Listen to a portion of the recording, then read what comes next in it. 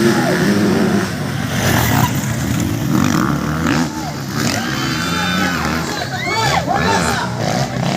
by Enter Chuchi Vasco. Followed by Cyril Tariman.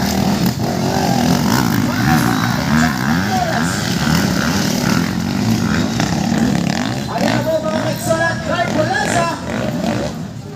Clark Walesa riding from Horses are Racing Team. Followed by Enter Chuchi Vasco riding from Racing Team. Followed by Cyril Tariman from City Bike Shop Racing Team. Chano Flores from City Bike Shop Racing Team. Ayan na po, Clark Walesa mga Mixolat.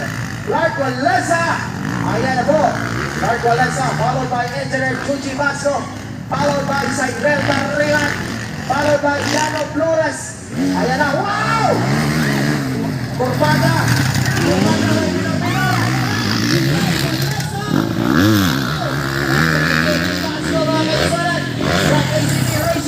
Followed by Cyril Tariman. Followed by Chano Flores.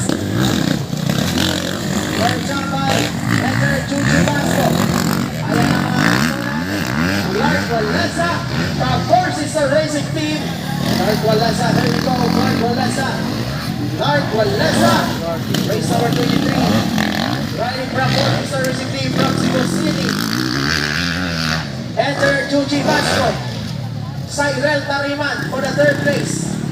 For the fifth place, Chano Flores. Ayan na po si Chano Flores. Pagpapalik si Chano Flores. Nakagabay na kay Pablo Chano Flores.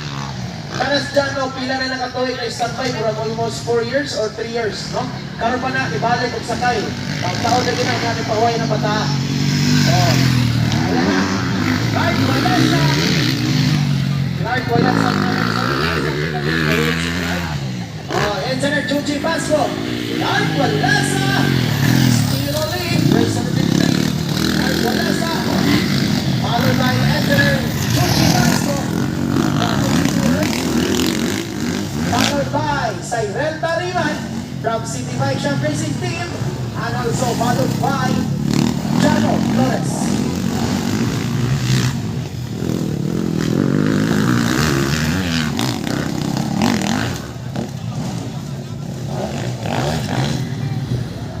So the holding for the first position, that is Four Sisters Racing, that is Clark Walesa Bernal, followed by ACK Racing, Chuchi Vasco Bernal.